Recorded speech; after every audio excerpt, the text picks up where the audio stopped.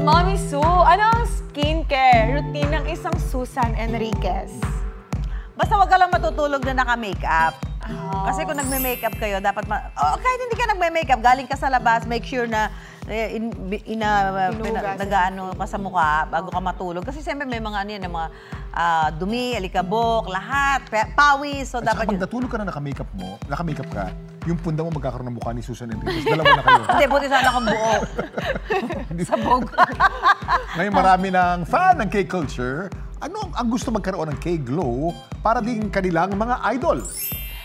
Kung di daw effective ang sabon-sabon na lang, may iba na ring paraan para ma-achieve ang glass skin. Yan ang kwentong inalam ni Darlene Kai. Gina G ka bang gumanda? So, tiis-tiis lang din. Dahil sa treatment na ito, may chance gumanda pero di biro ang pagdaraanan bago ma-achieve ang inaasam na itsura. Kasi naman, ang mismong muka tuturukan ng hyaluronic acid ng higit 100 beses. Ang goal daw nito, malapor sila ng glow ng mga Korean idol.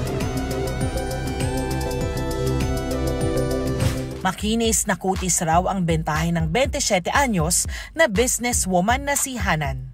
Nawala man daw ang kanyang acne, naging insecurity naman daw niya ang tila dehydrated na balat at malalaking pores.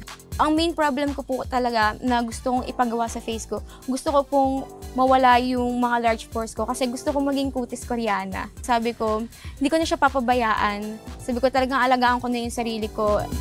Dahil hindi na raw sapat ang pasabon-sabon lang sa balat, sumubok na si Hana ng isang procedure para raw abot kamay na ang Korean glow. Matitreat daw po nun yung problem ko, which is po yung visible pores, yung dry skin. At the same time po, meron din po siya mga additional benefits na para po sa wrinkles, kung may hyperpigmentation ako.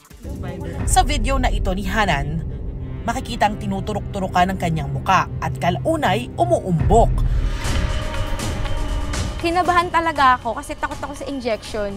Actually, hindi naman siya masakit. Para ka lang piniprik. Mararamdaman mo na lang po talaga yung sakit kapag sa dulo na.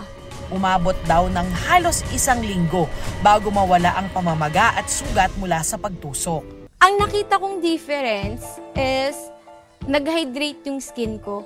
Parang medyo nag-glow siya, hindi na siya dull skin. Pero po yung large pores ko, andito pa rin siya. Dito sa isang beauty clinic sa San Rafael, Bulacan, ginagawa ang treatment na sinubukan ni Hanan na kung tawagin ay skin booster. Skin hydration po yung pinaka-goal. Kapag nag-hydrate po kasi ang skin, susunod dito yung pag-improve ng fine lines, wrinkles, pati yung glowing na effect sa balat. Ipinakita sa atin ni Dr. Paulo David kung paano ginagawa ang skin booster treatment. Una munang nilinis ang mukha ng kliyente, saka ito pinahira ng topical anesthesia.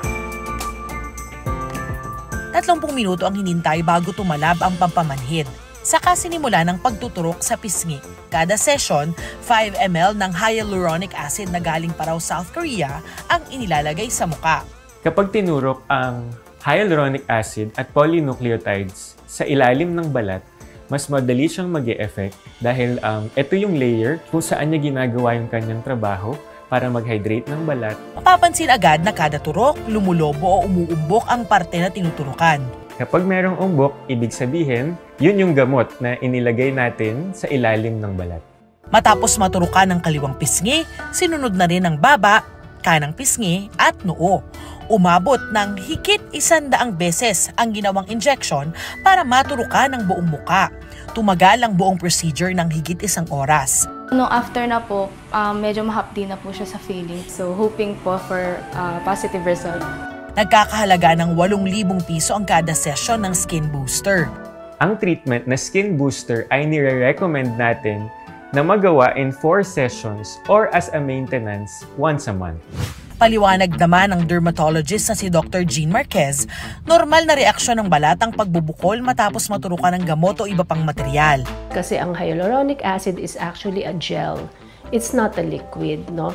So when you inject it, no, talagang meron siyang kumbaga texture at kapal. Makikita nyo na kapag ito ini-inject, parang may mga bumps doon sa balat. No? Ibig sabihin, mababaw lang ang turok, which is correct.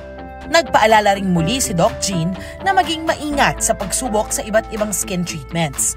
Unang-una, yung skin boosters po, do not expect a miracle. May mga iba, maganda ang response. May iba naman, hindi masyado maganda. And of course, ang skin booster will not reverse any of your skin problem. No?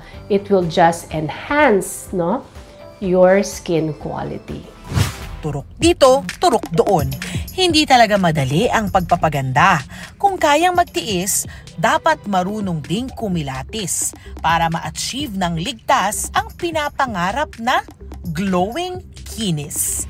Ako si Darlene Kai at yan ang kwentong dapat alam mo.